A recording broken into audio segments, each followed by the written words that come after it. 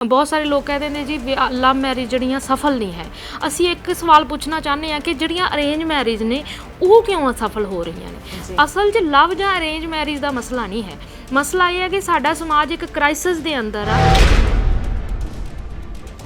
Divorce लैन नूं एक बहुत वड्डा सोशल स्टिगमा समझिया जाता। वो की करते कि डिवोर्स नहीं लेंदे बल्कि उस दे नाल भी रही जाते हैं, एक नवीं थां दे उत्ते जिहड़ा है रिलेशन डिवेलप कर लेंदे आ। बहुत लोगों का तो आप इस तरह भी देख सकते हो कि रिलेशन में कपड़े की तरह चेंज करते हैं। ये तो एक सैपरेट इशू आ, पर जोड़ा एक सीरीयस आप देखते हैं कि नहीं सैटल हो रही, जे रोज़ लड़ाई होने नाल तो बैटर है ना कि एक साइड पर हो जाना। मॉडर्निटी उपरों आ, अंदरों साडा समाज उस जिहड़ी आ उहदे तो खोखला है। ब्याह तो बाद बहुत सारे सौहरे कहते असीं नौकरी नहीं कराउणी। लड़की की चाहुंदी है ये तो पासे रह गया कि वो नौकरी करना चाहती है या नहीं चाहती, वो कोई चॉइस नहीं। पर साडे समाज के अंदर लड़कियां डिपेंडेंट ने। पहला विआह तो पहला वो पेरेंट्स से डिपेंडेंट ने, विआह तो बाद जिहड़े आ वो अपने हसबैंड ते उन्हां ते डिपेंडेंट ने। उन्हां कोल कोई उस तरह का सोर्स नहीं है। जिन्नी इज्जत आ, जिन्नी प्यो की पग की जिहड़ी राखी आ, वो साडियां कुड़ियां नहीं करनी आ, जदों कि पग की राखी धीआं पुत्तां दोहां दा फर्ज है। लड़कियां बारे इस तरह गीत के लक 28 कुड़ी दा चॉकलेट वर्गी फलाना इस तरह। अज बहुत सारिया लड़कियां ऑर्केस्ट्रा ग्रुपां दे अंदर काम करदियां ने। एक लड़की दी मैं इंटरव्यू सुन रही सी, वो कहती कि मेरे घर मेरे बच्चे भुखे मरदे सीगे, रोजगार है नहीं, मैं इन्ना पढ़ी हुई हाँ, मैं MA B.Ed कीती हुई है, मेरे लिए कोई काम नहीं है। परफ्यूम आ, परफ्यूम मैंस परफ्यूम की मशहूरी आ ते उत्थे भी कुड़ियां ने। यानी कि जिथे उन्हां दी नहीं लोड़, मतलब सिर्फ उन्हां नूं एक सैक्स ऑब्जैक्ट की तरह पेश करके अपनी चीज़ां की बिक्री करने वास्ते वरतिया जाता। एक्सटर्नल ब्यूटी का कोई रोल नहीं है कि एक गोरा रंग ही सोहना हुंदा, कि काले रंग की इस समाज दे विच कोई मानता नहीं है। जिन्ने कॉन्टेस्ट ने वड्डे पद्धर ते कीते जांदे आ, वो एक मान लो कि जे इंडिया की कोई लड़की चुन लई आ तां ये समझो कि इंडिया की मंडी नूं यूज़ करना आ, क्योंकि वो साडी लड़की नूं चुन के साडे जिहड़े इलाके दे विच, साडे देश दे अंदर, साडे खित्ते दे अंदर उन्हां ने अपणीआं चीज़ां वेचणीआं ने।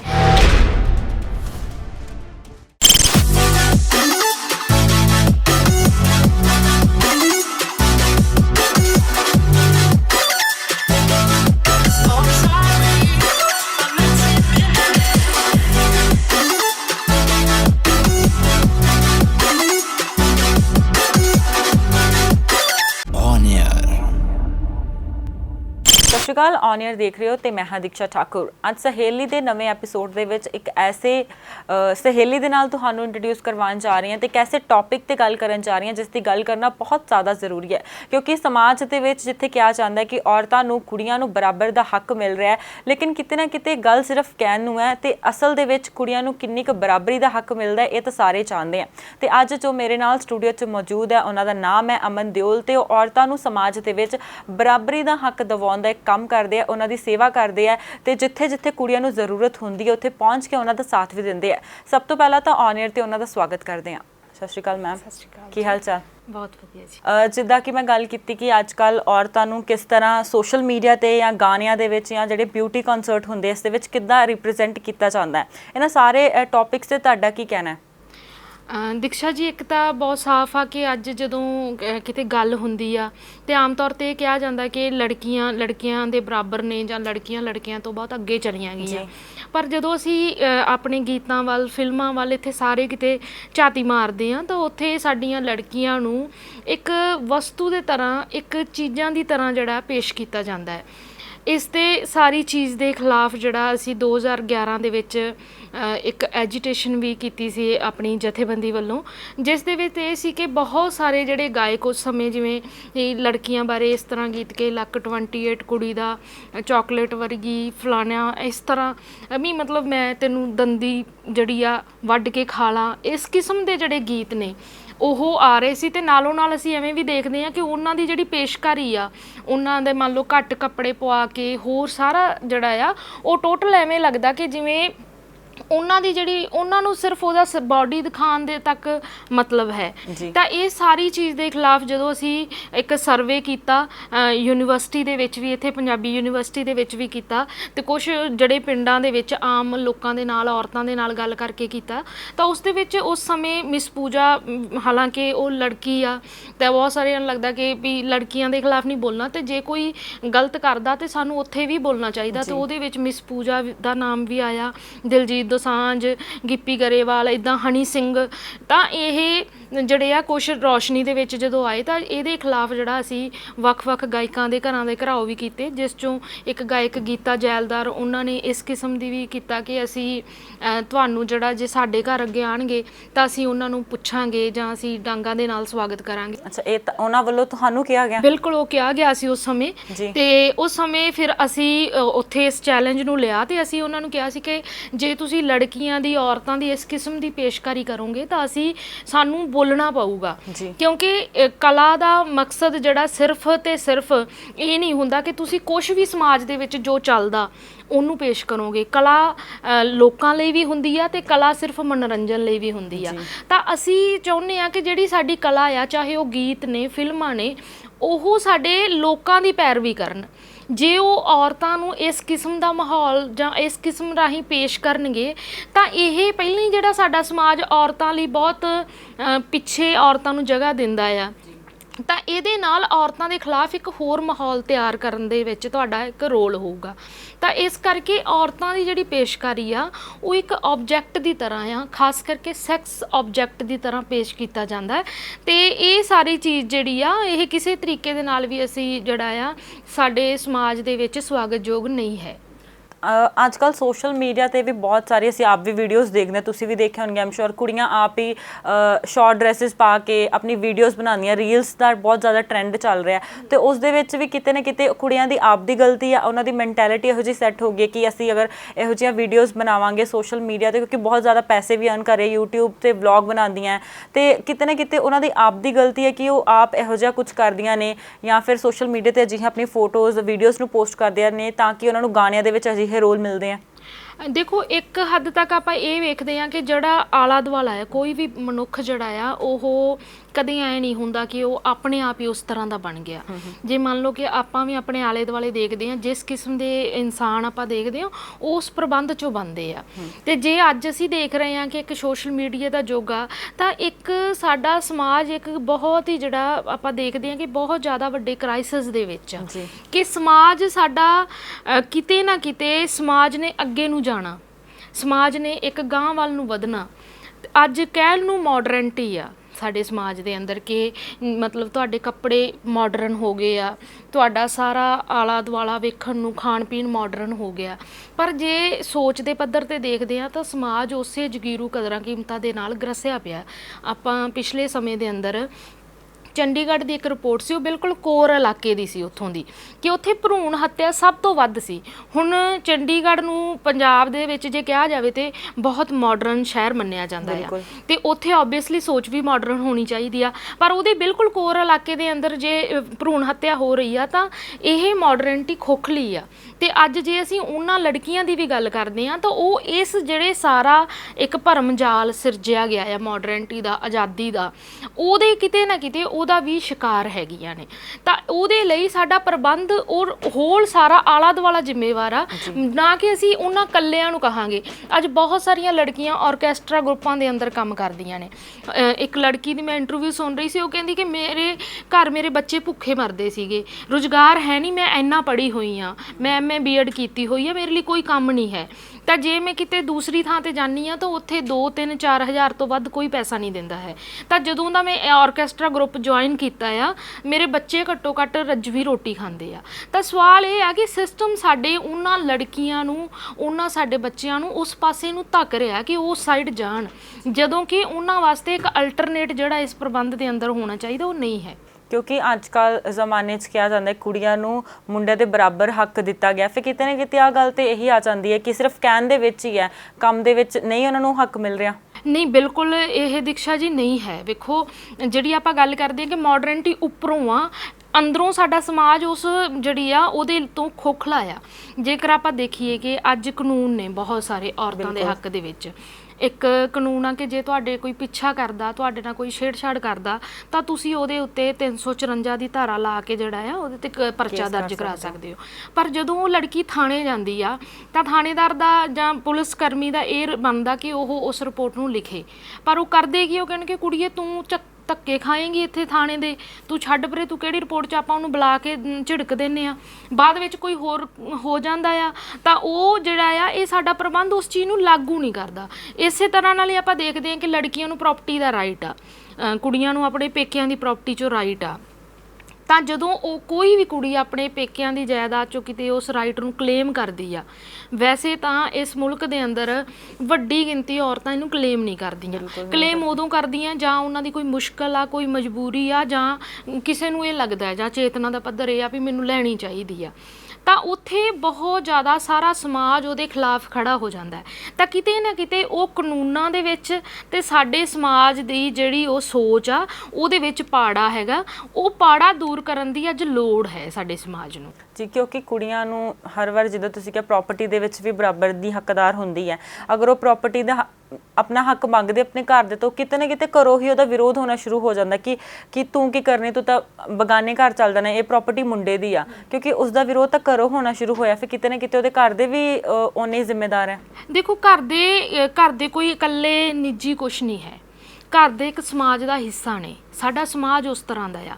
ਇੱਕ ਸਮਾਂ ਸੀ ਜਦੋਂ ਕੁੜੀਆਂ ਨੂੰ ਪੜ੍ਹਨ ਦਾ ਕੋਈ ਅਧਿਕਾਰ ਨਹੀਂ ਸੀ, ਤੇ ਜਦੋਂ ਕੋਈ ਕੁੜੀ ਪਹਿਲੀ ਵਾਰੀ ਪੜ੍ਹਨ ਗਈ, ਮੰਨ ਲਓ ਆਪਾਂ ਦੇਖਦੇ ਹਾਂ ਕਿ ਸਵਿਤਰੀ ਬਾਈ ਫੂਲੇ ਦਾ ਨਾਮ ਆਉਂਦਾ ਹੈਗਾ, ਫਾਤਿਮਾ ਸ਼ੇਖ ਦਾ ਨਾਮ ਆਉਂਦਾ ਫਸਟ ਟੀਚਰ ਦੇ ਤੌਰ ਦੇ ਉੱਤੇ, ਜਿਨ੍ਹਾਂ ਨੇ ਲੜਕੀਆਂ ਵਾਸਤੇ ਸਕੂਲ ਖੋਲ੍ਹੇ। ਤਾਂ ਜਦੋਂ ਉਹ ਵੀ ਆਪਣੇ ਘਰਾਂ 'ਚੋਂ ਨਿਕਲੀਆਂ ਸੀ ਤਾਂ ਉਸ ਸਮੇਂ ਉਹਨਾਂ ਨੂੰ ਕੋਈ ਐ ਨਹੀਂ ਸੀ ਕਿ ਸਵਾਗਤ ਕਰਨ ਲਈ ਫੁੱਲਾਂ ਦੀ ਸੇਜ ਵਿਛੀ ਹੋਈ ਸੀਗੀ। ਉਸ ਸਮੇਂ ਵੀ ਸਮਾਜ ਉਹਨਾਂ ਦੇ ਥਾਂ ਦੇ ਉੱਤੇ ਉਹਨਾਂ ਦੇ ਰਾਹ ਵਿੱਚ ਰੋਕਾਂ ਬਣਿਆ, ਬਿਲਕੁਲ। ਤੇ ਉਸ ਤੋਂ ਬਾਅਦ ਉਹ ਜਿਹੜੀਆਂ ਲੜਕੀਆਂ ਨੇ ਉਹ ਅੱਜ ਸਾਡੇ ਵਾਸਤੇ ਇੱਕ ਪ੍ਰੇਰਨਾ ਸਰੋਤ ਆ। ਜਦੋਂ ਕੋਈ ਚੀਜ਼ ਪਹਿਲੀ ਵਾਰ ਹੁੰਦੀ ਆ ਸਮਾਜ ਦੇ ਵਿੱਚ ਤਾਂ ਸਮਾਜ ਉਹਦੇ ਖਿਲਾਫ ਖੜਾ ਹੁੰਦਾ, ਪਰ ਜਦੋਂ ਕੋਈ ਚੀਜ਼ ਸਮਾਜ ਉਹਨੂੰ ਅਸੈਪਟ ਕਰ ਲੈਂਦਾ, ਅਸੈਪਟ ਕਿਵੇਂ ਹੋਣਾ, ਜੇ ਉਹ ਪ੍ਰਬੰਧ ਉੱਪਰੋਂ ਉਸ ਚੀਜ਼ ਨੂੰ ਲਾਗੂ ਕਰਦਾ ਆ। ਸਾਡਾ ਪ੍ਰਬੰਧ ਕਾਨੂੰਨ ਬਣਾ ਦਿੰਦਾ ਕਿ ਵੇਖ ਕੇ, ਜਿਵੇਂ ਮੰਨ ਲਓ ਕਿ 354 ਵੀ ਉਦੋਂ ਬਣਿਆ ਜਦੋਂ ਇੱਥੇ ਨਿਰਭਇਆ ਵਾਲਾ ਬਹੁਤ ਵੱਡੀ ਐਜੀਟੇਸ਼ਨ ਹੋਈ, ਉਸ ਲੜਕੀ ਦੇ ਨਾਲ ਧੱਕਾ ਹੋਇਆ, ਪਰ ਉਹ ਲਾਗੂ ਨਹੀਂ ਥੱਲੇ ਹੋ ਰਹੇ। ਉਸੇ ਤਰ੍ਹਾਂ ਦੇ ਨਾਲ ਇਹ ਵੀ ਇਸੇ ਤਰ੍ਹਾਂ ਦਾ ਮਾਮਲਾ ਕਿ ਜਿਹੜਾ ਇਹ ਸਾਰਾ ਮਾਮਲਾ ਇਹ ਕਿਤੇ ਨਾ ਕਿਤੇ ਸਾਡਾ ਸਮਾਜ ਪਿੱਛੇ ਆ। ਕਾਨੂੰਨ ਜਿਹੜੇ ਆ ਅਗਾਂਹ ਵਧੂ ਬਣਾਏ ਹੋਏ ਆ, ਸਮਾਜ ਨੂੰ ਉਹਦੇ ਹਾਣ ਦਾ ਨਹੀਂ ਬਣਾਇਆ ਜਾ ਰਿਹਾ। ਅੱਜ ਕੱਲ ਤੁਸੀਂ ਵੀ ਦੇਖਿਆ ਹੋਣਾ, ਕੁੜੀਆਂ ਪਾਇਲਟ ਵੀ ਨੇ, ਸਾਇੰਟਿਸਟ ਵੀ ਨੇ, ਹਰ ਮੁਕਾਬਲੇ ਦੇ ਵਿੱਚ, ਹਰ ਕੰਮ ਦੇ ਵਿੱਚ ਮੁੰਡਿਆਂ ਦੇ ਬਰਾਬਰ ਹੈ। ਮਗਰ ਫਿਰ ਵੀ ਤੁਹਾਨੂੰ ਇਦਾਂ ਕਿਉਂ ਲੱਗਦਾ ਕਿ ਹਜੇ ਵੀ ਉਹ ਉਸ ਚੀਜ਼ ਨੂੰ ਲੈ ਕੇ ਪਿੱਛੇ ਹੈ? ਦੇਖੋ ਇਹ ਇਕੱਲਾ ਮੈਨੂੰ ਲੱਗਣ ਦਾ ਮਾਮਲਾ ਨਹੀਂ ਹੈ, ਸਮਾਜ ਦੇ ਵਿੱਚ ਅਸੀਂ ਆਲੇ ਦੁਆਲੇ ਚੱਕ ਕੇ ਦੇਖ ਲਈਏ ਕਿ ਜੇ ਨੋ ਡਾਊਟ ਅੱਜ ਸਾਡੀਆਂ ਕੁੜੀਆਂ ਲਈ ਜੇ ਮੌਕੇ ਬਣੇ ਆ, ਮੌਕੇ ਖੁੱਲ੍ਹੇ ਆ, ਤਾਂ ਸਾਡੀਆਂ ਲੜਕੀਆਂ ਨੇ ਉਹ ਹਰ ਕੁਛ ਕਰਕੇ ਦਿਖਾਇਆ ਜੀ। ਵੀ ਜਿਹੜੇ ਥਾਵਾਂ 'ਤੇ ਉਹ ਨਹੀਂ ਸੀ ਪਹੁੰਚ ਸਕਦੀਆਂ ਅੱਜ ਉਹ ਪਹੁੰਚ ਰਹੀਆਂ ਨੇ। ਆਮ ਘਰਾਂ ਦੀਆਂ ਕੁੜੀਆਂ ਵੀ ਮਿਹਨਤ ਦੇ ਨਾਲ ਉਸ ਥਾਂ ਦੇ ਉੱਤੇ ਪਹੁੰਚ ਰਹੀਆਂ ਨੇ। ਪਰ ਜੇ ਸਾਡਾ ਸਮਾਜ ਇਹ ਬਰਾਬਰ ਦੇ ਮੌਕੇ ਦੇਵੇ ਤਾਂ ਸਾਡੀਆਂ ਵੱਧ ਲੜਕੀਆਂ, ਮੁੰਡੇ ਕੁੜੀਆਂ ਦੋਨੋਂ ਇੱਕ ਦੂਜੇ ਦੇ ਸਾਥੀ ਬਣ ਕੇ ਉਹ ਸਾਰਾ ਕੁਝ ਕਰ ਸਕਦੇ ਆ। ਪਰ ਮੈਨੂੰ ਲੱਗਣ ਦਾ ਮਾਮਲਾ ਨਹੀਂ ਹੈ। ਆਪਾਂ ਆਪਣੇ ਘਰਾਂ ਦੇ ਵਿੱਚ ਹੀ ਦੇਖ ਲਈਏ ਕਿ ਜਦੋਂ ਅੱਜ ਕੱਲ੍ਹ ਲੜਕੀਆਂ ਨੂੰ ਪੜ੍ਹਾਉਣ ਦਾ ਮਾਮਲਾ ਖੜਾ ਹੋਇਆ, ਕਿਉਂਕਿ ਪੜ੍ਹੀਆਂ ਲਿਖੀਆਂ ਕੁੜੀਆਂ ਦਾ ਰਿਸ਼ਤਾ ਹੁੰਦਾ, ਜਿਸ ਸਮੇਂ ਇਹ ਕੋਈ ਚੋਇਸ ਨਹੀਂ ਸੀ ਵੀ ਕੁੜੀ ਪੜ੍ਹੀ ਲਿਖੀ ਹੋਣੀ ਚਾਹੀਦੀ ਆ, ਉਦੋਂ ਤੱਕ ਜਿਹੜਾ ਆ ਇਹ ਸਵਾਲ ਵੀ ਨਹੀਂ ਸੀ ਖੜਾ ਹੋਇਆ ਕੁੜੀਆਂ ਨੂੰ ਤੂੰ ਤਾਂ ਚੱਲ ਸਹੁਰੇ ਘਰ ਹੀ ਜਾਣਾ, ਤੂੰ ਕੀ ਪੜ੍ਹ ਕੇ ਲੈਣਾ, ਮੁੰਡੇ ਨੂੰ ਪੜ੍ਹਾਇਆ ਜਾਂਦਾ ਸੀਗਾ। ਜਾਂ ਲੜਕੀਆਂ ਲੜ ਕੇ ਅੱਗੇ ਆਈਆਂ, ਸਟਰਗਲ ਕੀਤੀ ਇਸ ਚੀਜ਼ ਦੇ ਵਾਸਤੇ। ਇਸ ਲਈ ਅੱਜ ਕੁਛ ਵੀ ਕਰਨਾ, ਅੱਜ ਬਹੁਤ ਸਾਰੀਆਂ ਲੜਕੀਆਂ ਪੜ੍ਹੀਆਂ ਲਿਖੀਆਂ ਨੇ, ਵਿਆਹ ਤੋਂ ਬਾਅਦ ਬਹੁਤ ਸਾਰੇ ਸਹੁਰੇ ਕਹਿੰਦੇ ਅਸੀਂ ਨੌਕਰੀ ਨਹੀਂ ਕਰਾਉਣੀ। ਲੜਕੀ ਕੀ ਚਾਹੁੰਦੀ ਹੈ ਇਹ ਤਾਂ ਪਾਸੇ ਰਹਿ ਗਿਆ ਕਿ ਉਹ ਨੌਕਰੀ ਕਰਨਾ ਚਾਹੁੰਦੀ ਆ ਜਾਂ ਨਹੀਂ ਚਾਹੁੰਦੀ, ਉਹਦੀ ਕੋਈ ਚੋਇਸ ਨਹੀਂ। ਚੋਇਸ ਕਿੱਥੋਂ ਤੈਅ ਹੁੰਦੀ ਆ? ਉੱਥੋਂ, ਉਹਦੇ ਸਹੁਰੇ ਘਰ ਤੋਂ, ਵੀ ਸਾਨੂੰ ਲੜਕੀ ਤਾਂ ਨੌਕਰੀ ਵਾਲੀ ਨਹੀਂ ਚਾਹੀਦੀ ਹੈਗੀ, ਬਾਹਰ ਜਾਣਗੀਆਂ ਤੇ ਹੋਰ ਪੰਗੇ ਪੈਣਗੇ, ਇਸ ਤਰ੍ਹਾਂ ਦੇ ਨਾਲ ਲਿਆ ਜਾਂਦਾ। ਇਹੋ ਜਿਹੇ ਸਵਾਲ ਤਾਂ ਮੇਰੇ ਖਿਆਲ ਨਾਲ ਫਿਰ ਵਿਆਹ ਤੋਂ ਪਹਿਲਾਂ ਵੀ ਪੁੱਛ ਲੈਣੇ ਚਾਹੀਦੇ ਕਿ ਉਹ ਕੰਮ ਕਰਨਾ ਚਾਹੁੰਦੀ ਕਿ ਨਹੀਂ, ਆ ਉਹਨੂੰ ਕਿਹੋ ਜਿਹਾ ਪਰਿਵਾਰ ਅੱਗੇ ਚਾਹੀਦਾ। ਤੇ ਤੁਹਾਨੂੰ ਕੀ ਲੱਗਦਾ ਹੈ ਮਤਲਬ ਜਿੱਦਾਂ ਕਈ ਵਾਰੀ ਘਰਦਿਆਂ ਦਾ ਵੀ ਪ੍ਰੈਸ਼ਰ ਹੁੰਦਾ ਹੈ ਤੇ ਮਤਲਬ ਘਰ ਦੇ ਵੀ ਨਹੀਂ ਉਹਦੀ ਗੱਲ ਸੁਣਦੇ ਤੇ ਅੱਗੇ ਉਹਨਾਂ ਦੀ ਵੀ ਡਿਮਾਂਡ ਹੁੰਦੀ ਕਿ ਕੁੜੀ ਘਰ ਰਹੇ, ਸਿਰਫ ਘਰ ਦਾ ਕੰਮ ਕਰੇ, ਸਿਰਫ ਉੱਥੇ ਤੱਕ ਉਹਦੀ ਮਤਲਬ ਲਾਈਫ ਸੀਮਿਤ ਹੈ ਜਾਂ ਜਿੱਦਾਂ ਅਸੀਂ ਕਹਿੰਦੇ ਹਾਂ ਉਹਨੂੰ ਸਿਰਫ ਉੱਦਾਂ ਹੀ ਕਰਨਾ ਚਾਹੀਦਾ ਹੈ? ਬਿਲਕੁਲ, ਦੇਖੋ ਕਿਉਂਕਿ ਘਰ ਆਪਾਂ ਇਹ ਨਹੀਂ ਕਹਿੰਦੇ ਕਿ ਪੇਰੈਂਟਸ ਬਹੁਤ ਜ਼ਿਆਦਾ, ਪੇਰੈਂਟਸ ਵੀ ਉਸੇ ਸਮਾਜ ਦਾ ਹਿੱਸਾ ਤੇ ਸਹੁਰੇ ਵੀ ਉਸੇ ਪਰਿਵਾਰ ਦਾ ਹਿੱਸਾ ਨੇ।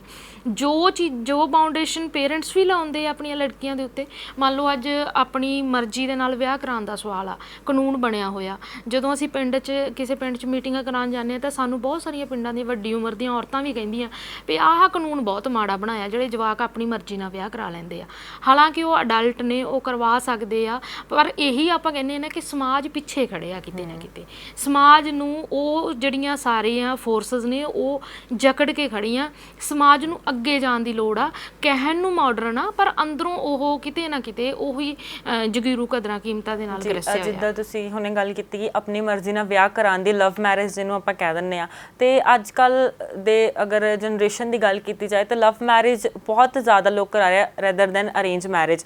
ਇਹਦੇ ਵਿੱਚ ਕੀ ਮਤਲਬ ਕਿੰਨਾ ਕੁ ਡਿਫਰੈਂਸ ਆ ਗਿਆ? ਕਿਉਂਕਿ ਪੁਰਾਣੇ ਜ਼ਮਾਨੇ ਦੇ ਵਿੱਚ ਜਾਂ ਪਹਿਲਾਂ ਦੀ ਗੱਲ ਕਰੀਏ ਇੱਦਾਂ ਦਾ ਕੁਝ ਨਹੀਂ ਹੁੰਦਾ ਸੀ। ਅੱਜ ਕੱਲ ਦੇ ਜਿਹੜੇ ਯੰਗਸਟਰ ਹੈ ਜਾਂ ਅੱਜ ਕੱਲ ਦੀ ਜਿਹੜੀ ਜਨਰੇਸ਼ਨ ਹੈ ਉਹ ਜ਼ਿਆਦਾ ਪ੍ਰੈਫਰੈਂਸ ਲਵ ਮੈਰਿਜ ਨੂੰ ਹੀ ਕਿਉਂ ਦੇ ਰਹੀ ਹੈ? ਕੁੜੀਆਂ ਮੁੰਡੇ ਜਿਹੜੇ ਹੋ ਗਏ ਆ, ਦੇਖੋ ਇੱਕ ਸਮੇਂ ਤੱਕ ਦੀਕਸ਼ਾ ਜੀ ਇਹ ਘੇਰਾ ਸੀ ਲੜਕੀਆਂ ਦਾ ਕਿ ਲੜਕੀਆਂ ਬਾਹਰ ਕੰਮਕਾਜ ਦੇ ਵਿੱਚ ਨਹੀਂ ਸੀ ਜਾਂਦੀਆਂ, ਘੱਟ ਜਾਂਦੀਆਂ ਸੀ। ਅੱਜ ਸਾਡੀਆਂ ਲੜਕੀਆਂ ਪੜ੍ਹ ਲਿਖ ਗਈਆਂ, ਬਾਹਰ ਨਿਕਲੀਆਂ, ਕੰਮਕਾਜੀ ਥਾਵਾਂ ਦੇ ਉੱਤੇ ਮੁੰਡੇ ਕੁੜੀਆਂ ਇਕੱਠੇ ਹੁੰਦੇ ਆ। ਉਹਦੇ ਵਿੱਚ ਇਹ ਕੁਦਰਤੀ ਚੀਜ਼ ਹੈਗੀ ਆ ਕਿ ਉਹ ਕਿਸੇ ਨੂੰ ਵੀ ਪਸੰਦ ਕੋਈ ਵੀ ਕਰ ਸਕਦਾ ਆ।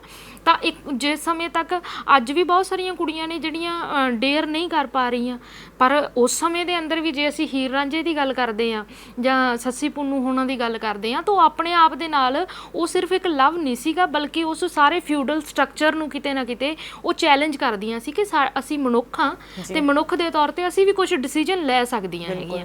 ਤੇ ਅੱਜ ਵੀ ਇਹੀ ਮਾਮਲਾ ਆ ਕਿ ਉਹ ਕਰ ਸਕਦੀਆਂ ਨੇ, ਪਰ ਸਾਡਾ ਸਮਾਜ ਕਿਤੇ ਨਾ ਕਿਤੇ ਔਰਤਾਂ ਨੂੰ ਜਿਹੜਾ ਆ ਮੇਲ ਤੋਂ ਘੱਟ ਥਾਂ ਦਿੰਦਾ, ਉਹ ਐਕਸੈਪਟ ਨਹੀਂ ਕਰ ਪਾਉਂਦੇ ਇਸ ਚੀਜ਼ ਨੂੰ। ਅਗਰ ਕੁੜੀ ਆਪਣੇ ਘਰ ਦੇ ਨਾਲ ਵੀ ਗੱਲਬਾਤ ਕਰਦੇ ਤਾਂ ਉਸ ਨੂੰ ਬੁਰਾ ਗਲਤ ਠਹਿਰਾਇਆ ਜਾਂਦਾ, ਹਾਲਾਂਕਿ ਮੁੰਡੇ ਨੂੰ ਇੰਨਾ ਮਤਲਬ ਉਹਦੇ ਤੇ ਇੰਨੀ ਕੁਐਸਚਨਿੰਗ ਨਹੀਂ ਹੁੰਦੀ, ਉਹਨੂੰ ਇੰਨੇ ਸਵਾਲ ਜਵਾਬ ਨਹੀਂ ਕੀਤੇ ਜਾਂਦੇ। ਨਹੀਂ, ਇਹ ਤਾਂ ਬਿਲਕੁਲ ਹੈ। ਵੇਖੋ ਬਹੁਤ ਸਾਰੀਆਂ ਥਾਵਾਂ ਦੇ ਉੱਤੇ ਮੁੰਡੇ ਨੂੰ ਵੀ ਰੋਕਾਂ ਲੱਗਦੀਆਂ ਨੇ, ਮੁੰਡੇ ਲਈ ਵੀ ਪ੍ਰੋਬਲਮਸ ਆਉਂਦੀਆਂ ਨੇ, ਖਾਸ ਕਰਕੇ ਜਦੋਂ ਇੰਟਰਕਾਸਟ ਦਾ ਇਸ਼ੂ ਹੁੰਦਾ ਆ ਤੇ ਉੱਥੇ ਵੀ ਸਮੱਸਿਆ ਬਣਦੀ। ਉੱਥੇ ਵੀ ਕਾਸਟ ਦੀ ਪੇਸ ਕੀ ਆ ਕਿ ਕਿਹੜੀ ਕਾਸਟ ਆ, ਸੋ ਕਾਲਡ ਲੋਅਰ ਕਾਸਟ ਆ, ਅਪਰ ਕਾਸਟ ਆ, ਇਹ ਸਾਰੀਆਂ ਗਿਣਤੀਆਂ ਮਿੰਤੀਆਂ ਸਾਡੇ ਸਮਾਜ ਦੇ ਅੰਦਰ ਲਾਈਆਂ ਜਾਂਦੀਆਂ ਨੇ। ਪਰ ਇਹ ਮਾਮਲਾ ਅਸੀਂ ਕਹੀਏ ਕਿ ਠੀਕ ਹੈ, ਲੜਕੀਆਂ ਦੇ ਉੱਤੇ ਸਮਾਜ ਦੇ ਅੰਦਰ ਵੱਧ ਰੋਕ ਆ, ਕਿਉਂਕਿ ਜਿਹੜਾ ਸਾਡਾ ਸਟਰਕਚਰ ਆ, ਜਿਹੜਾ ਸਾਡਾ ਸਾਰਾ ਕਲਚਰ ਜਿਹੜਾ ਬੁਣਿਆ ਗਿਆ, ਉਹ ਇੱਜ਼ਤ ਦੀ ਜਿਹੜੀ ਸਾਰੀ ਦੀ ਸਾਰਾ ਲਾਇਸੈਂਸ ਆ ਉਹ ਸਾਡੀਆਂ ਲੜਕੀਆਂ ਦੇ ਸਿਰ ਬੰਨ੍ਹਤਾ ਕਿ ਜਿੰਨੀ ਇੱਜ਼ਤ ਆ, ਜਿੰਨੀ ਪਿਓ ਦੀ ਪੱਗ ਦੀ ਜਿਹੜੀ ਰਾਖੀ ਆ ਉਹ ਸਾਡੀਆਂ ਕੁੜੀਆਂ ਨਹੀਂ ਕਰਨੀ ਆ, ਜਦੋਂ ਕਿ ਪੱਗ ਦੀ ਰਾਖੀ ਧੀਆਂ ਪੁੱਤਾਂ ਦੋਹਾਂ ਦਾ ਫਰਜ਼ ਆ। ਪਰ ਅੱਜ ਉਹ ਲੱਦ ਕੁੜੀਆਂ ਦੇ ਉੱਤੇ ਦਿੱਤਾ ਗਿਆ। ਬਹੁਤ ਸਾਰੀਆਂ ਲੜਕੀਆਂ ਨੇ, ਬਹੁਤ ਸਾਰੇ ਲੋਕ ਕਹਿੰਦੇ ਨੇ ਜੀ ਲਵ ਮੈਰਿਜ ਜਿਹੜੀਆਂ ਸਫਲ ਨਹੀਂ ਹੈ। ਅਸੀਂ ਇੱਕ ਸਵਾਲ ਪੁੱਛਣਾ ਚਾਹੁੰਦੇ ਹਾਂ ਕਿ ਜਿਹੜੀਆਂ ਅਰੇਂਜ ਮੈਰਿਜ ਨੇ ਉਹ ਕਿਉਂ ਅਸਫਲ ਹੋ ਰਹੀਆਂ ਨੇ? ਅਸਲ 'ਚ ਲਵ ਜਾਂ ਅਰੇਂਜ ਮੈਰਿਜ ਦਾ ਮਸਲਾ ਨਹੀਂ ਹੈ। ਮਸਲਾ ਇਹ ਹੈ ਕਿ ਸਾਡਾ ਸਮਾਜ ਇੱਕ ਕ੍ਰਾਈਸਿਸ ਦੇ ਅੰਦਰ ਆ, ਜਿਸ ਦੇ ਵਿੱਚ ਬਹੁਤ ਵਾਰੀ ਜਿਹੜੀ ਆ ਪਸੰਦਗੀ ਵਾਲੇ ਰਿਸ਼ਤਿਆਂ ਦੇ ਵਿੱਚੋਂ ਵੀ, ਕਿਉਂਕਿ ਕਿਤੇ ਨਾ ਕਿਤੇ ਤੁਸੀਂ ਦੋ ਵੱਖ-ਵੱਖ, ਆਪਾਂ ਭੈਣ ਭਰਾ ਵੀ ਰਹਿੰਦੇ ਆ ਘਰ ਦੇ ਅੰਦਰ, ਬਲੱਡ ਦਾ ਰਿਲੇਸ਼ਨ ਆ, ਉੱਥੇ ਵੀ ਸਾਡਾ ਝਗੜਾ ਹੁੰਦਾ। ਜਿੱਥੇ ਇੱਕ ਵਿਸ਼ਵਾਸ ਦਾ ਰਿਸ਼ਤਾ, ਉੱਥੇ ਵੀ ਇਹ ਕੁਦਰਤੀ ਚੀਜ਼ ਆ। ਪਰ ਜੇ ਸਾਡੇ 'ਚ ਮਤਲਬ ਨਹੀਂ ਸੈੱਟ ਆ ਰਹੀ ਗੱਲ, ਤਾਂ ਸਾਡਾ ਸਿਸਟਮ ਇੰਨਾ ਕੁ ਸਰਲ ਹੋਣਾ ਚਾਹੀਦਾ ਕਿ ਕੋਈ ਵੀ ਜਿਹੜਾ ਆ ਇੱਕ ਦੂਜੇ ਨੂੰ ਛੱਡ ਕੇ ਅੱਗੇ ਵੱਧ ਸਕਦਾ ਆ ਆਪਣੀ ਲਾਈਫ ਦੇ ਵਿੱਚ। ਪਰ ਨਾ ਤਾਂ ਡਿਵੋਰਸ ਨੂੰ ਵੀ ਇੰਨਾ ਵੱਡਾ ਹਊਆ ਬਣਾਇਆ ਹੋਇਆ ਸਾਡੇ ਸਮਾਜ ਨੇ, ਠੀਕ ਆ। ਦੂਸਰਾ, ਲੜਕੀ ਤੇ ਲੜਕੇ ਦੀ ਸਮਾਜ ਦੇ ਵਿੱਚ ਜਿਹੜੀ ਆ ਬਰਾਬਰੀ ਦਾ ਸਵਾਲ ਆ ਕਿ ਜੇ ਮੰਨ ਲਓ ਅਸੀਂ ਯੂਰਪ ਜਾਂ ਹੋਰਾਂ ਦੇਸ਼ਾਂ ਦੇ ਵਿੱਚ ਵੀ ਗੱਲ ਕਰਦੇ ਹਾਂ, ਉੱਥੇ ਲੜਕੀਆਂ ਨੂੰ ਵੱਧ ਰਾਈਟ ਨੇ। ਉਹਦਾ ਕਾਰਨ ਕੀ ਕਿ ਸਾਡੇ ਸਮਾਜ ਤੋਂ ਇੱਕ ਗਾਂਹ ਚਲਿਆ ਗਿਆ ਆ, ਉੱਥੇ ਇੱਕ ਸਟੈਪ ਅੱਗੇ ਚਲਿਆ ਗਿਆ। ਲੜਕੀਆਂ ਨੇ ਲੜ ਕੇ ਕੁਛ ਰਾਈਟ ਲਏ ਆ, ਪਰ ਸਾਡੇ ਸਮਾਜ ਦੇ ਅੰਦਰ ਲੜਕੀਆਂ ਡਿਪੈਂਡੈਂਟ ਨੇ। ਪਹਿਲਾਂ ਵਿਆਹ ਤੋਂ ਪਹਿਲਾਂ ਉਹ ਪੇਰੈਂਟਸ ਤੇ ਡਿਪੈਂਡੈਂਟ ਨੇ, ਵਿਆਹ ਤੋਂ ਬਾਅਦ ਜਿਹੜੇ ਆ ਉਹ ਆਪਣੇ ਹਸਬੈਂਡ ਤੇ ਉਹਨਾਂ ਤੇ ਡਿਪੈਂਡੈਂਟ ਨੇ। ਉਹਨਾਂ ਕੋਲ ਕੋਈ ਉਸ ਤਰ੍ਹਾਂ ਦਾ ਸੋਰਸ ਨਹੀਂ ਹੈ। ਅੱਜ ਜਿਹੜੀਆਂ ਲੜਕੀਆਂ ਵਰਕਿੰਗ ਨੇ ਉਹ ਇਸ ਤਰ੍ਹਾਂ ਦੇ ਡਿਸੀਜਨ ਲੈ ਵੀ ਰਹੀਆਂ ਹੈਗੀਆਂ ਨੇ। ਬਹੁਤ ਸਾਰੀਆਂ ਨਹੀਂ ਵਰਕਿੰਗ ਉਹ ਲੈ ਲੈਂਦੀਆਂ ਨੇ, ਪਰ ਉਹਨਾਂ ਦੇ ਸਾਹਮਣੇ ਬਹੁਤ ਸਾਰੇ ਜਿਹੜੇ ਨੇ ਰਾਹ ਵਿੱਚ ਅੜਿੱਕੇ ਖੜੇ ਆ। ਬਹੁਤ ਸਾਰੀਆਂ ਲੜਕੀਆਂ ਮੇਨਟੇਨੈਂਸ ਦਾ ਜਦੋਂ ਕੇਸ ਲਾਉਂਦੀਆਂ ਨੇ ਕੋਰਟ ਦੇ ਅੰਦਰ, ਤਾਂ ਤੁਸੀਂ ਇਹ ਦੇਖੋ ਕਿ ਉਹਨਾਂ ਨੂੰ ਤੋੜਿਆ ਜਾਂਦਾ ਕੋਰਟ ਦੇ ਅੰਦਰ ਵੀ ਤੁਸੀਂ ਕਿੱਥੋਂ ਤੱਕ ਜਾਓਗੀਆਂ। ਇੱਕ ਲੜਕੀ ਸਾਡੇ ਬਿਲਕੁਲ ਜਾਣ ਪਛਾਣ ਦੇ ਵਿੱਚ, ਅਸੀਂ ਪਿਛਲੇ ਦਿਨਾਂ ਦੇ ਵਿੱਚ ਇਹ ਵੀ ਕੀਤਾ ਕਿ ਉਹ ਲੜਕੀ ਨਵੀਂ ਮੈਰਿਜ ਹੋਈ ਸੀ, 6 ਮਹੀਨੇ ਬਾਅਦ ਉਹਨਾਂ ਦੇ ਵਿੱਚ ਕੋਈ ਡਿਸਪਿਊਟ ਹੋਇਆ ਕੁੜੀ ਕੇਸ ਲੜਨ ਲੱਗ ਗਈ, ਕੇਸ ਲੜਿਆ, ਤੁਸੀਂ ਦੇਖੋ ਕਿ ਉਹ ਲੜਕੀ ਦੀ ਸਾਰੀ ਜਵਾਨੀ ਉਹ ਕੇਸ ਲੜਦਿਆਂ ਲੰਘ ਗਈ। ਅਲਟੀਮੇਟਲੀ ਉਹ ਹੁਣ ਨਿਬੇੜ ਰਹੇ ਆ ਜੋ ਵੀ ਆ। ਪਰ ਮਾਮਲਾ ਇਹ ਆ ਕਿ ਸਾਡਾ ਸਿਸਟਮ ਇੰਨਾ ਕੰਪਲੈਕਸ ਆ ਨਾ ਕਿ ਬੰਦਾ ਇੱਕ ਉਸ ਤਰ੍ਹਾਂ ਦਾ ਬਣ ਜਾਂਦਾ। ਇਹ ਨਹੀਂ ਕਿ ਅਸੀਂ ਇੱਕ ਜੇ ਨਹੀਂ ਸੈੱਟ ਆ ਰਿਹਾ ਪਾਸੇ ਹੋ ਜਾਈਏ। ਡਿਵੋਰਸ ਨੂੰ ਹਵਾ ਬਣਾਇਆ ਜਾ ਰਿਹਾ, ਲਵ ਮੈਰਿਜ ਨੂੰ ਹਵਾ ਬਣਾਇਆ ਜਾ ਰਿਹਾ। ਡਿਵੋਰਸ ਕਿਉਂ ਹੋ ਰਿਹਾ? ਅੱਜ ਕੱਲ੍ਹ ਦੀ ਜਨਰੇਸ਼ਨ ਜਿਹੜੀ ਹੈਗੀ ਹੈ ਬਹੁਤ ਜ਼ਿਆਦਾ ਮਤਲਬ ਇਸ ਚੀਜ਼ ਨੂੰ ਹਊਆ ਵੀ ਬਣਾਇਆ ਹੋਇਆ, ਤੇ ਕਿਤੇ ਨਾ ਕਿਤੇ ਅਗਰ ਨਹੀਂ ਬਣ ਰਹੀ, ਛੋਟੀ ਛੋਟੀ ਗੱਲ ਤੇ ਲੜਾਈ ਹੋ ਜਾਂਦੀ ਤਾਂ ਡਿਵੋਰਸ ਲੈ ਲੈਂਦੇ ਆ। ਮਤਲਬ ਬਹੁਤ ਨੋਰਮਲ ਜਿੱਦਾਂ ਅੱਜ ਕੱਲ੍ਹ ਦੇ ਜਨਰੇਸ਼ਨ ਦੇ ਬੱਚਿਆਂ ਨੇ ਬਣਾ ਲਈ ਹੈ। ਹਊਆ ਵੀ ਹੈਗਾ ਕਿ ਲੋਕ ਇਹਨੂੰ ਬਹੁਤ ਵੱਡਾ ਵੀ ਸਮਝਦੇ ਆ, ਲੇਕਿਨ ਕਿਤੇ ਨਾ ਕਿਤੇ ਫਿਰ ਵੀ ਅਗਰ ਨਹੀਂ ਬਣ ਰਹੀ ਡਿਵੋਰਸ ਲੈ ਲੈਂਦੇ ਆ। ਦੇਖੋ ਮੈਨੂੰ ਲੱਗਦਾ ਕਿ ਦੀਕਸ਼ਾ ਜੀ ਇਹ ਕਿਤੇ ਨਾ ਕਿਤੇ ਜਿਹੜੀ ਆਪਾਂ ਗੱਲ ਕਰਦੇ ਹਾਂ ਕਿ ਬਹੁਤ ਵਾਰੀ ਪਹਿਲੇ ਸਮਿਆਂ ਦੀ ਜੇ ਅਸੀਂ ਗੱਲ ਕਰੀਏ, ਬਹੁਤ ਵਾਰੀ ਲੋਕ ਲੈਂਦੇ ਕਿ ਪਹਿਲਾਂ ਤੇ ਹੁੰਦੇ ਨਹੀਂ ਸੀ, ਅੱਜ ਕੱਲ੍ਹ ਦੇ ਨਿਆਣਿਆਂ ਨੂੰ ਇਹ ਬਹੁਤ ਜ਼ਿਆਦਾ ਹੋ ਰਿਹਾ। ਇੱਕ ਤਾਂ ਇਹ ਆ ਕਿ ਪਹਿਲਾਂ ਸਾਡੀਆਂ ਔਰਤਾਂ ਜਿਹੜੀਆਂ ਨੇ ਉਹ ਇਸ ਤਰ੍ਹਾਂ ਦੇ ਨਾਲ ਕੰਮ ਦੇ ਖੇਤਰ ਦੇ ਵਿੱਚ ਬਾਹਰ ਨਹੀਂ ਸੀ ਆਈਆਂ। ਬਹੁਤ ਵਾਰੀ ਉਹ ਮੋਸਟ ਆਫ ਟਾਈਮ ਉਹ ਡਿਪੈਂਡੈਂਟ ਸੀਗੀਆਂ, ਜਿਸ ਕਰਕੇ ਉਹ ਬੋਲਦੀਆਂ ਵੀ ਨਹੀਂ ਸੀਗੀਆਂ। ਉਹ ਜਿਵੇਂ ਦੀ ਹਾਲਤ ਆ, ਆਪਾਂ ਜੇ ਪੁਰਾਣੀਆਂ ਆਪਣੇ ਘਰਾਂ ਦੇ ਅੰਦਰ ਦੇਖਦੇ ਹਾਂ ਆਪਣੀਆਂ ਮਾਵਾਂ ਪੁਰਾਣੀਆਂ ਬਜ਼ੁਰਗਾਂ ਨੂੰ, ਤਾਂ ਬਹੁਤ ਸਾਰੀਆਂ ਉਹ ਸਾਰੀ ਹਾਲਤ ਦੇ ਵਿੱਚੋਂ ਕੱਟੀ ਜਾਂਦੀਆਂ ਨੇ ਵੀ ਚੱਲ ਕੋਈ ਨਹੀਂ, ਸਾਡਾ ਵੀ ਕਦੇ ਟਾਈਮ ਆਊਗਾ, ਸਾਡੇ ਬੱਚੇ ਵੱਡੇ ਹੋਣਗੇ। ਉਹ ਸਾਰੀ ਉਮਰ ਇਸ ਤਰ੍ਹਾਂ ਦੇ ਨਾਲ ਕੱਢ ਦਿੰਦੀਆਂ। ਅੱਜ ਲੜਕੀਆਂ ਘੱਟੋ ਘੱਟ ਉਹਨਾਂ ਦੇ ਵਿੱਚ ਪੜ੍ਹਨ ਲਿਖਣ ਦੇ ਨਾਲ ਜਿਹੜੀ ਆ ਚੇਤਨਾ ਵੀ ਆਈ ਆ, ਤੇ ਕਿ ਅਸੀਂ ਵੀ ਮਨੁੱਖ ਹਾਂ, ਅਸੀਂ ਵੀ ਜਿਹੜਾ ਆ ਕੁਛ ਡਿਸੀਜਨ ਲੈ ਸਕਦੇ ਹਾਂ। ਤਾਂ ਉਹਦੇ ਨਾਲ ਉਹ ਬਹੁਤ ਵਾਰੀ ਨਹੀਂ ਬਰਦਾਸ਼ਤ ਕਰਦੇ ਤਾਂ ਉਹ ਜਿਹੜੇ ਆ ਅੱਗੇ ਨੂੰ ਲੰਘ ਜਾਂਦੇ ਆ। ਦੂਸਰਾ ਇਹ ਆ ਕਿ ਬਹੁਤ ਵਾਰੀ ਕੀ ਹੁੰਦਾ ਕਿ ਸਾਡੇ ਸਮਾਜ ਦੇ ਅੰਦਰ ਕਿ ਨਹੀਂ ਬਣ ਰਹੀ ਤਾਂ ਇਹ ਕੋਈ ਇਸ਼ੂ ਨਹੀਂ ਹੈ ਵੀ ਠੀਕ ਆ ਡਿਵੋਰਸ ਲਓ। ਤੇ ਕਿਤੇ ਨਾ ਕਿਤੇ ਤੁਹਾਨੂੰ ਲੱਗਦਾ ਹੈ ਕਿ ਅੱਜ ਕੱਲ੍ਹ ਜਦੋਂ ਕਿਸੇ ਦਾ ਵਿਆਹ ਹੁੰਦਾ ਬਸ ਉਹਨਾਂ ਨੂੰ ਸ਼ੌਂਕ ਨਵਾਂ ਹੀ ਹੁੰਦਾ, ਤੇ ਕਿਤੇ ਨਾ ਕਿਤੇ ਜਦੋਂ ਇੱਕ ਦੂਸਰੇ ਦੇ ਵਿੱਚ ਉਹਨਾਂ ਦਾ ਰੁਝਾਨ ਘੱਟ ਜਾਂਦਾ, ਫਿਰ ਐਕਸਟਰਾ ਮੈਰਿਟਲ ਅਫੇਅਰਸ ਜਿੱਦਾਂ ਆਪਾਂ ਕਹਿੰਦੇ ਹਾਂ ਕਿ ਉਹ ਹਸਬੈਂਡ ਜਾਂ ਵਾਈਫ ਦੋਨਾਂ ਵੱਲੋਂ ਚਲਾਏ ਜਾਂਦੇ ਆ। ਤੇ ਇੱਕ ਇਹ ਵੀ ਰੀਜ਼ਨ ਹੈਗਾ ਅੱਜ ਦੀ ਜਨਰੇਸ਼ਨ ਦੇ ਵਿੱਚ ਡਿਵੋਰਸ ਦਾ। ਨਹੀਂ ਦੇਖੋ, ਐਕਸਟਰਾ ਮੈਰਿਟਲ ਅਫੇਅਰ ਜਾਂ ਡਿਵੋਰਸ ਹੋਣਾ ਉਸ ਪ੍ਰੋਬਲਮ ਦੀ ਨਿਸ਼ਾਨੀ ਆ। ਜਿਵੇਂ ਆਪਾਂ ਗੱਲ ਕਰਦੇ ਹਾਂ ਕਿ ਕਿਸੇ ਦੇ ਇਨਫੈਕਸ਼ਨ ਹੋ ਗਈ ਆ ਤੇ ਆਪਾਂ ਕਹਿੰਦੇ ਇਹਨੂੰ ਬੁਖਾਰ ਚੜਿਆ, ਚੈੱਕ ਕਰੋ ਕਿ ਕੀ ਸਮੱਸਿਆ ਹੈ। ਬੁਖਾਰ ਤਾਂ ਇੱਕ ਲੱਛਣ ਆ ਉਸ ਇਨਫੈਕਸ਼ਨ ਦਾ। ਉਸੇ ਤਰ੍ਹਾਂ ਦੇ ਨਾਲ ਡਿਵੋਰਸ ਜਾਂ ਜਿਹੜਾ ਦੂਸਰੀ ਆਪਾਂ ਗੱਲ ਕਰ ਰਹੇ ਹਾਂ, ਇਹ ਦੋਨੋਂ ਤਾਂ ਲੱਛਣ ਨੇ ਸਿਰਫ ਉਸ ਬਿਮਾਰੀ ਦੇ। ਬਿਮਾਰੀ ਇਹ ਆ ਕਿ ਸਾਡਾ ਸਮਾਜ ਜਿਹੜਾ ਆ ਉਹ ਕਿਤੇ ਨਾ ਕਿਤੇ ਜਿਹੜਾ ਉਹ ਫਿਊਡਲ ਕਦਰਾਂ ਕੀਮਤਾਂ ਦੇ ਵਿੱਚ ਗਰਸਿਆ ਹੋਇਆ। ਜਿਹੜੀ ਸਾਡੀ ਜਨਰੇਸ਼ਨ ਆ ਉਹ ਅੱਗੇ ਨੂੰ ਜਾਣਾ ਚਾਹੁੰਦੀ ਆ। ਉਹ ਜਿਹੜੀ ਉਹ ਚੀਜ਼ ਆ, ਉਹ ਚੇਂਜ ਜਿਹੜੀਆਂ ਉਹਨਾਂ ਨੂੰ ਪਿੱਛੇ ਨੂੰ ਖਿੱਚਦੀਆਂ ਨੇ। ਅੱਜ ਉਹ ਸਾਰੀਆਂ ਚੇਂਜ ਤੋੜ ਕੇ ਸਮਾਜ ਨੂੰ ਅੱਗੇ ਵੱਲ ਲੈ ਕੇ ਜਾਣ ਦੀ ਲੋੜ ਆ। ਇੱਕ ਪ੍ਰੋਗਰੈਸਿਵ ਸਮਾਜ ਵਾਲੇ ਪਾਸੇ ਲਿਜਾਣ ਦੀ ਲੋੜ ਆ। ਇਸ ਲਈ ਇਹ ਜਿਹੜੀ ਚੀਜ਼ ਆ ਇਹਦੇ ਉੱਤੇ ਜਿਹੜਾ ਹੋਣਾ, ਮੰਨ ਲਓ ਕਿ ਕਿਸੇ ਦਾ ਐਕਸਟਰਾ ਮੈਰਿਟਲ ਅਫੇਅਰ ਦਾ ਸਵਾਲ ਆ ਕਿ ਕਿਸੇ ਦੀ ਆਪਣੀ ਵਾਈਫ ਦੇ ਨਾਲ ਨਹੀਂ ਬਣੀ ਜਾਂ ਕਿਸੇ ਦੀ ਆਪਣੇ ਹਸਬੈਂਡ ਦੇ ਨਾਲ ਨਹੀਂ ਬਣੀ, ਤਾਂ ਡਿਵੋਰਸ ਲੈਣ ਨੂੰ ਇੱਕ ਬਹੁਤ ਵੱਡਾ ਸੋਸ਼ਲ ਸਟਿਗਮਾ ਸਮਝਿਆ ਜਾਂਦਾ। ਉਹ ਕੀ ਕਰਦੇ ਕਿ ਡਿਵੋਰਸ ਨਹੀਂ ਲੈਂਦੇ, ਬਲਕਿ ਉਸ ਦੇ ਨਾਲ ਵੀ ਰਹੀ ਜਾਂਦੇ ਆ, ਇੱਕ ਨਵੀਂ ਥਾਂ ਦੇ ਉੱਤੇ ਜਿਹੜਾ ਆ ਰਿਲੇਸ਼ਨ ਡਿਵੈਲਪ ਕਰ ਲੈਂਦੇ ਆ ਕਿਤੇ ਨਾ ਕਿਤੇ ਉਸ ਤੋਂ ਬਚਣ ਲਈ। ਜੇ ਸਮਾਜ ਵਿੱਚ ਇਹ ਬਹੁਤ ਵੱਡੀ ਕੋਈ ਮਤਲਬ ਐਵੇਂ ਵੱਡਾ ਸਟਿਗਮਾ ਨਾ ਹੋਵੇ, ਉਹਨਾਂ ਦੇ ਉੱਤੇ ਕੋਈ ਧੱਬਾ ਨਾ ਹੋਵੇ, ਤਾਂ ਉਹ ਲੈਣ ਡਿਵੋਰਸ ਆਰਾਮ ਦੇ ਨਾਲ। ਬਹੁਤ ਸਾਰੇ ਲੋਕ ਵੈਸਟ ਦੇ ਵਿੱਚ ਆਪਾਂ ਦੇਖਦੇ ਹਾਂ ਕਿ ਉਹ ਜੇ ਨਹੀਂ ਨਿਭਦੀ ਤਾਂ ਉਹ ਛੱਡ ਕੇ ਰਿਲੇਸ਼ਨ ਅੱਗੇ ਡਿਵੈਲਪ ਕਰ ਲੈਂਦੇ। ਬਹੁਤ ਵਾਰੀ ਮਿਲਾਉਂਦੇ ਆ ਕਿ ਮੇਰਾ ਐਕਸ ਹਸਬੈਂਡ ਆ, ਮੇਰੀ ਐਕਸ ਵਾਈਫ ਆ, ਤਾਂ ਉੱਥੇ ਇਸ਼ੂ ਨਹੀਂ ਹੈ। ਕਿਉਂਕਿ ਇਹ ਸਾਰੀ ਚੀਜ਼ਾਂ ਆਮ ਤੌਰ 'ਤੇ ਅਸੀਂ ਬਾਲੀਵੁੱਡ ਇੰਡਸਟਰੀ, ਟੀਵੀਆਂ 'ਚ ਦੇਖਿਆ, ਪੰਜਾਬੀ ਇੰਡਸਟਰੀ 'ਚ ਦੇਖਿਆ ਕਿ ਉਹਨਾਂ ਨੂੰ ਕੋਈ ਫ਼ਰਕ ਨਹੀਂ ਪੈਂਦਾ, ਜਾਂ ਆਪਣੇ ਵਰਗੇ ਲੋਕ ਗੱਲਾਂ ਕਰਦੇ ਆ ਕਿ ਇਹਨਾਂ ਨੂੰ ਤਾਂ ਕੋਈ ਫ਼ਰਕ ਨਹੀਂ ਪੈਂਦਾ, ਇਹ ਤਾਂ ਇੱਕ ਨੂੰ ਛੱਡ ਕੇ ਦੂਜੇ ਨਾਲ ਜਾਂ ਦੂਜੇ ਨੂੰ ਛੱਡ ਕੇ ਤੀਸਰੇ ਨਾਲ ਵਿਆਹ ਕਰਾ ਲੈਂਦੇ ਆ, ਤਾਂ ਵਿਆਹ ਤੋਂ ਬਾਅਦ ਵੀ ਆਪਸ 'ਚ ਚੰਗੇ ਦੋਸਤ ਰਹਿੰਦੇ ਆ। ਤੇ ਫਿਰ ਸਾਡੇ ਵਰਗੇ ਲੋਕ ਉਹਨਾਂ 'ਤੇ ਵੀ ਸਵਾਲ ਚੱਕਦੇ ਆ ਕਿ ਕਿਉਂ ਇੱਦਾਂ ਕਿਉਂ ਹੈ। ਕਿਉਂਕਿ ਇਹ ਦੋ ਚੀਜ਼ਾਂ ਨੇ। ਦੇਖੋ, ਇੱਕ ਤਾਂ ਇਹ ਆ ਕਿ ਇੱਕ ਤਾਂ ਰਿਲੇਸ਼ਨਸ ਨੂੰ ਤੁਸੀਂ ਕਿਵੇਂ ਲੈਂਦੇ ਹੋ।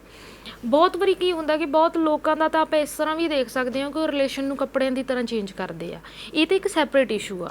ਪਰ ਜਿਹੜਾ ਇੱਕ ਸੀਰੀਅਸ ਆਪਾਂ ਦੇਖਦੇ ਹਾਂ ਕਿ ਨਹੀਂ ਸੈਟਲ ਹੋ ਰਹੀ, ਜੇ ਰੋਜ਼ ਲੜਾਈ ਹੋਣ ਨਾਲ ਤਾਂ ਬੈਟਰ ਆ ਨਾ ਕਿ ਇੱਕ ਸਾਈਡ 'ਤੇ ਹੋ ਜਾਣ। ਠੀਕ ਆ, ਉਸ ਲਈ ਇਹ ਆ ਕਿ ਸਮਾਜ ਹਜੇ ਪਿੱਛੇ ਖੜਿਆ।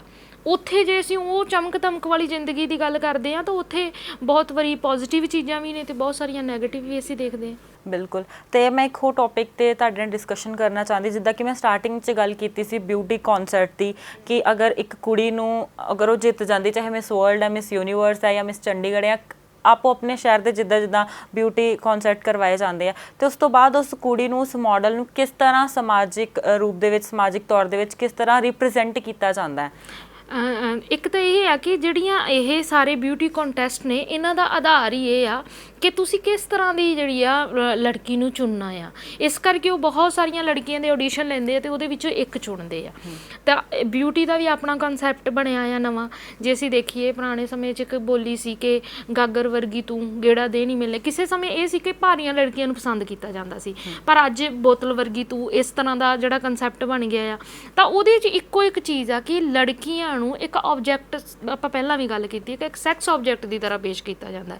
ਉਹਨਾਂ ਨੂੰ ਬਾਅਦ ਵਿੱਚ ਉਹਨਾਂ ਨੇ ਮਸ਼ਹੂਰੀਆਂ ਆਪਣੀਆਂ ਜਿਹੜੀਆਂ ਚੀਜ਼ਾਂ ਵੇਚਣੀਆਂ ਆ, ਜਿਹੜੀ ਵੀ ਆਪਾਂ ਕਹਿੰਦੇ ਕੈਪੀਟਲਿਸਟ ਕਲਾਸ ਆ, ਉਹਨਾਂ ਨੇ ਜਿਹੜੀਆਂ ਵੀ ਚੀਜ਼ਾਂ ਤਿਆਰ ਕੀਤੀਆਂ ਉਹਨਾਂ ਨੂੰ ਵੇਚਣ ਦੇ ਲਈ ਉਹ ਲੜਕੀਆਂ ਨੂੰ ਯੂਟਿਲਾਈਜ਼ ਕਰਦੇ ਆ। ਅਸੀਂ ਦੇਖੀਏ ਕਿ ਚਾਹੇ ਉਹ ਕਿਸੇ ਜਿਹੜਾ ਆ ਬੰਦੇ ਦਾ ਅੰਡਰਵੀਅਰ ਵੇਚਣਾ, ਤਾਂ ਵੀ ਉੱਥੇ ਕੁੜੀ ਆ, ਕੁੜੀ ਨੇ ਪਾਉਣਾ ਨਹੀਂ ਹੈ ਉਹ ਅੰਡਰਵੀਅਰ, ਹੈ ਨਾ। ਦੂਜੀ ਚੀਜ਼ ਆ ਕਿ ਆਪਾਂ ਦੇਖਦੇ ਹਾਂ ਕਿ ਪਰਫਿਊਮ ਆ, ਪਰਫਿਊਮ ਮੈਨਸ ਪਰਫਿਊਮ ਦੀ ਮਸ਼ਹੂਰੀ ਆ, ਤੇ ਉੱਥੇ ਵੀ ਕੁੜੀਆਂ ਨੇ। ਯਾਨੀ ਕਿ ਜਿੱਥੇ ਉਹਨਾਂ ਦੀ ਨਹੀਂ ਲੋੜ, ਮਤਲਬ ਸਿਰਫ ਉਹਨਾਂ ਨੂੰ ਇੱਕ ਸੈਕਸ ਆਬਜੈਕਟ ਦੀ ਤਰ੍ਹਾਂ ਪੇਸ਼ ਕਰਕੇ ਆਪਣੀਆਂ ਚੀਜ਼ਾਂ ਦੀ ਵਿਕਰੀ ਕਰਨ ਵਾਸਤੇ ਵਰਤਿਆ ਜਾਂਦਾ। ਅਦਰਵਾਈਜ਼ ਜੇ ਕਹੀਏ ਬਿਊਟੀ ਕੀ ਐਕਸਟਰਨਲ ਆ, ਸਿਰਫ ਐਕਸਟਰਨਲ ਬਿਊਟੀ ਦਾ ਕੋਈ ਰੋਲ ਨਹੀਂ ਹੈ ਕਿ ਇੱਕ ਗੋਰਾ ਰੰਗ ਹੀ ਸੋਹਣਾ ਹੁੰਦਾ, ਕਿ ਕਾਲੇ ਰੰਗ ਦੀ ਇਸ ਸਮਾਜ ਦੇ ਵਿੱਚ ਕੋਈ ਮਾਨਤਾ ਨਹੀਂ ਹੈ। ਤਾਂ ਇਸ ਕਰਕੇ ਇਹ ਸਾਰੀਆਂ ਇੱਕ ਡਿਫਰੈਂਟ ਤਰ੍ਹਾਂ ਦੀ ਚਰਚਾ ਵੀ ਆ ਕਿ ਸੁਹੱਪਣ ਦੇ ਕੀ ਮਾਇਨੇ ਹੋਣ, ਕੀ ਮਿਆਰ ਹੋਣ। ਪਰ ਇਸ ਸਮੇਂ ਜਿਹੜੀ ਜਿੰਨੇ ਕੰਟੈਸਟ ਨੇ ਵੱਡੀ ਪੱਧਰ 'ਤੇ ਕੀਤੇ ਜਾਂਦੇ ਆ, ਉਹ ਇੱਕ ਮੰਨ ਲਓ ਕਿ ਜੇ ਇੰਡੀਆ ਦੀ ਕੋਈ ਲੜਕੀ ਚੁਣ ਲਈ ਆ, ਤਾਂ ਇਹ ਸਮਝੋ ਕਿ ਇੰਡੀਆ ਦੀ ਮੰਡੀ ਨੂੰ ਯੂਜ਼ ਕਰਨਾ ਆ, ਕਿਉਂਕਿ ਉਹ ਸਾਡੀ ਲੜਕੀ ਨੂੰ ਚੁਣ ਕੇ ਸਾਡੇ ਜਿਹੜੇ ਇਲਾਕੇ ਦੇ ਵਿੱਚ, ਸਾਡੇ ਦੇਸ਼ ਦੇ ਅੰਦਰ, ਸਾਡੇ ਖਿੱਤੇ ਦੇ ਅੰਦਰ ਉਹਨਾਂ ਨੇ ਆਪਣੀਆਂ ਚੀਜ਼ਾਂ ਵੇਚਣੀਆਂ ਨੇ। ਜਿੱਥੋਂ ਵੀ ਉਹ ਲੜਕੀ ਨੂੰ ਚੁਣਿਆ ਜਾਊਗਾ, ਇਹ ਸਮਝਣਾ ਚਾਹੀਦਾ ਕਿ ਜਿਹੜੇ ਦੇਸ਼ ਇਹਨੂੰ ਚਲਾਉਂਦੇ ਆ ਉਹਨਾਂ ਨੇ ਆਪਣੀਆਂ ਚੀਜ਼ਾਂ ਉਸ ਖਿੱਤੇ ਨੂੰ ਆਧਾਰ ਬਣਾ ਕੇ ਵੇਚਣਾ ਹੈ। ਫਿਰ ਉਹ ਉੱਥੋਂ ਦੀ ਲੜਕੀ ਨੂੰ ਚੁਣਦੇ ਆ ਜਾਂ ਉੱਥੋਂ ਦੇ ਲੜਕੇ ਨੂੰ ਚੁਣਦੇ ਆ। ਤਾਂ ਬੇਸਿਕ ਕਾਰਨ ਇਹ ਆ, ਅੱਜ ਵੀ ਜਦੋਂ ਅਸੀਂ ਦੇਖਦੇ ਹਾਂ ਉਹਨਾਂ ਲੜਕੀਆਂ ਨੂੰ ਇਸ ਆਧਾਰ 'ਤੇ ਹੀ ਚੁਣਿਆ ਜਾਂਦਾ। ਤੇ ਮਤਲਬ ਕਿਤੇ ਨਾ ਕਿਤੇ ਫਿਰ ਇਹ ਚੀਜ਼ ਗਲਤ ਹੈ, ਜਾਂ ਉਹਨਾਂ ਕੁੜੀਆਂ ਨੂੰ ਵੀ ਇਹ ਚੀਜ਼ ਸਮਝਣ ਦੀ ਬਹੁਤ ਜ਼ਿਆਦਾ ਜ਼ਰੂਰਤ ਹੈ, ਕਿਉਂਕਿ ਇਹੋ ਜਿਹੀਆਂ ਚੀਜ਼ਾਂ ਦੇਖ ਕੇ ਉਹ ਬਹੁਤ ਜਲਦੀ ਅਟਰੈਕਟ ਹੋ ਜਾਂਦੀਆਂ ਉਹਨਾਂ ਵੱਲ ਕਿ ਹਾਂ ਅਸੀਂ ਵੀ ਚਾਹੀਏ, ਫੇਮ ਮਿਲੇਗਾ, ਨਾਮ ਮਿਲੇਗਾ, ਟੀਵੀ 'ਤੇ ਆਉਣ ਦਾ ਮੌਕਾ ਮਿਲੇਗਾ। ਕਿਤੇ ਨਾ ਕਿਤੇ ਇਹ ਸਾਰੇ ਦੇ ਚੱਲਦੇ ਉਹ ਆਪਣੇ ਆਪ ਨੂੰ ਮਤਲਬ ਯੂਜ਼ ਕਰਵਾ ਰਹੀਆਂ ਨੇ, ਗਲਤ ਇਸਤੇਮਾਲ ਹੋ ਰਿਹਾ ਉਹਨਾਂ ਦਾ ਵੀ। ਬਿਲਕੁਲ, ਦੇਖੋ ਕਿਤੇ ਨਾ ਕਿਤੇ ਇਹੀ ਮਾਮਲਾ ਆ ਕਿ ਪ੍ਰਬੰਧ ਨੇ ਇਸ ਤਰ੍ਹਾਂ ਦਾ ਬਣਾਇਆ ਉਹਨਾਂ ਨੂੰ ਕਿ ਮੰਨ ਲਓ ਉਹਨਾਂ ਨੂੰ ਲੱਗਦਾ ਕਿ ਇੱਥੇ ਅਸੀਂ ਜਾਵਾਂਗੇ, ਸਾਡੀ ਮਸ਼ਹੂਰੀ ਹੋਊਗੀ। ਅਸੀਂ ਬਾਅਦ ਵਿੱਚ ਇੱਕ ਆਪਾਂ ਦੇਖਦੇ ਕਿ ਇਸ ਤਰ੍ਹਾਂ ਦੀਆਂ ਬਹੁਤ ਸਾਰੀਆਂ ਫਿਲਮਾਂ ਵੀ ਆਈਆਂ, ਫੈਸ਼ਨ ਵਰਗੀਆਂ ਮੂਵੀਆਂ ਹਿੰਦੀ ਦੇ ਵਿੱਚ ਅਸੀਂ ਦੇਖਦੇ ਹਾਂ। ਉਹ ਉਸ ਸਾਰੀ ਲਾਈਫ ਦਾ ਜਿਹੜਾ ਕਾਲਾ ਸੱਚ ਆ ਉਹਨੂੰ ਵੀ ਸਾਡੇ ਸਾਹਮਣੇ ਲੈ ਕੇ ਆਉਂਦੀ ਆ ਕਿ ਉਹ ਦੇਖਣ ਨੂੰ ਸਾਡੀ ਚਮਕ ਦਮਕ ਵਾਲੀ ਜ਼ਿੰਦਗੀ ਬੜੀ ਸੋਹਣੀ ਲੱਗਦੀ ਆ, ਪਰ ਉਹਦੇ ਪਿੱਛੇ ਬਹੁਤ ਸਾਰਾ ਕਰੂਰ ਕਾਲਾ ਸੱਚ ਅਸਲ 'ਚ ਬਹੁਤ ਔਖਾ ਹੈ। ਬਿਲਕੁਲ। ਤੇ ਤੁਸੀਂ ਕੀ ਕਹਿਣਾ ਚਾਹੁੰਦੇ ਹੋ? ਤੁਹਾਡੀ ਸੰਸਥਾ ਬਹੁਤ ਸੋਹਣਾ ਕੰਮ ਕਰ ਰਹੀ ਹੈ, ਤੁਸੀਂ ਬਹੁਤ ਸੋਹਣਾ ਕੰਮ ਕਰ ਰਹੇ ਹੋ ਕੁੜੀਆਂ ਨੂੰ ਬਰਾਬਰੀ ਦਿਵਾਉਣ ਦਾ ਹੱਕ, ਜਿਹੜੀ ਤੁਸੀਂ ਮੁਹਿੰਮ ਸ਼ੁਰੂ ਕੀਤੀ ਹੈ ਕਿ ਜਿੱਥੇ ਜਿੱਥੇ ਗਲਤ ਹੋਏਗਾ ਤੁਸੀਂ ਉਹਨਾਂ ਦੇ ਨਾਲ ਖੜੋਗੇ ਤਾਂ ਉਹਨਾਂ ਦਾ ਸਾਥ ਦਿਓਗੇ। ਤੁਸੀਂ ਜਾਣਦੇ ਆਡੀਅנס ਨੂੰ ਕੀ ਮੈਸੇਜ ਦੇਣਾ ਚਾਹੁੰਦੇ ਹੋ ਕਿ ਕਿਸ ਤਰ੍ਹਾਂ ਕੁੜੀਆਂ ਨੂੰ ਮਤਲਬ ਉਹਨਾਂ ਦਾ ਬਰਾਬਰ ਦਾ ਹੱਕ ਮਿਲ ਸਕਦਾ? ਅਸੀਂ ਇਹੀ ਕਹਿਣਾ ਚਾਹੁੰਦੇ ਹਾਂ ਕਿ ਜਿਹੜਾ ਲੜਕੀਆਂ ਨੂੰ ਸਮਾਜ ਦੇ ਵਿੱਚ ਬਰਾਬਰੀ ਦਾ ਮਾਮਲਾ ਹੈ, ਇਹ ਸਿਰਫ ਕੱਲੀਆਂ ਲੜਕੀਆਂ ਦਾ ਨਹੀਂ ਹੈ, ਇਹ ਸਾਰੇ ਸਮਾਜ ਦਾ ਮਾਮਲਾ। ਇਸ ਕਰਕੇ ਅਸੀਂ ਸਮੁੱਚੇ ਸਮਾਜ ਨੂੰ, ਸਮੁੱਚੇ ਆਲੇ ਦੁਆਲੇ ਨੂੰ ਇਹ ਕਹਿਣਾ ਚਾਹੁੰਦੇ ਹਾਂ ਕਿ ਆਪਾਂ ਨੂੰ ਸਾਰਿਆਂ ਨੂੰ ਲੜਕੀਆਂ ਦੀ ਬਰਾਬਰੀ ਦੇ ਵਾਸਤੇ ਨਾਲ ਖੜਨਾ ਚਾਹੀਦਾ ਆ, ਆਪਣੀਆਂ ਭੈਣਾਂ ਦੇ ਨਾਲ ਵੀ, ਕਿਉਂਕਿ ਸਾਡੀਆਂ ਬੱਚੀਆਂ ਜੇ ਉਹ ਪੜ੍ਹ ਲਿਖ ਕੇ ਅੱਗੇ ਆਉਣਗੀਆਂ ਤਾਂ ਉਹ ਆਪਣੀ ਰਾਖੀ ਆਪ ਕਰਨ ਦੇ ਯੋਗ ਹੋਣਗੀਆਂ। ਇਸ ਲਈ ਸਮੁੱਚੇ ਸਮਾਜ ਨੂੰ ਇਹਦੇ ਵਾਸਤੇ ਖੜੇ ਹੋਣਾ ਚਾਹੀਦਾ। ਵੈਲ, ਇਹ ਤਾਂ ਅਮਨ ਜੀ ਦੇ ਨਾਲ ਗੱਲਬਾਤ ਕਰਕੇ ਪਤਾ ਚੱਲ ਗਿਆ ਕਿ ਕਿਸ ਤਰ੍ਹਾਂ ਇਸ ਸੁਸਾਇਟੀ ਦੇ ਵਿੱਚ ਹਜੇ ਵੀ ਕੁੜੀਆਂ ਨੂੰ ਉਹਨਾਂ ਦਾ ਜੋ ਹੱਕ ਦਿਵਾਉਣ ਦੇ ਲਈ ਸਟਰਗਲ ਕਰ ਰਹੀਆਂ ਨੇ, ਉਹਨੂੰ ਕਿੰਨਾ ਹੋਰ ਜ਼ਿਆਦਾ ਡਿਵੈਲਪ ਕਰਨ ਦੀ ਜ਼ਰੂਰਤ ਹੈ। ਤੇ ਜਿੱਥੇ ਕੁੜੀਆਂ ਦੀ ਜ਼ਰੂਰਤ ਨਹੀਂ ਹੁੰਦੀ ਉੱਥੇ ਕੁੜੀਆਂ ਨੂੰ ਆਪ ਹੀ ਨਹੀਂ ਜਾਣਾ ਚਾਹੀਦਾ, ਕੁੜੀਆਂ ਨੂੰ ਵੀ ਗੱਲ ਸਮਝਣ ਦੀ ਬਹੁਤ ਜ਼ਿਆਦਾ ਜ਼ਰੂਰਤ ਹੈ। ਜੋ ਵੀ ਤੁਸੀਂ ਔਨ ਸਕਰੀਨ ਦੇਖਦੇ ਹੋ, ਅਜਿਹਾ ਅਸਲ ਜ਼ਿੰਦਗੀ ਦੇ ਵਿੱਚ ਨਹੀਂ ਕਰਨਾ ਚਾਹੀਦਾ।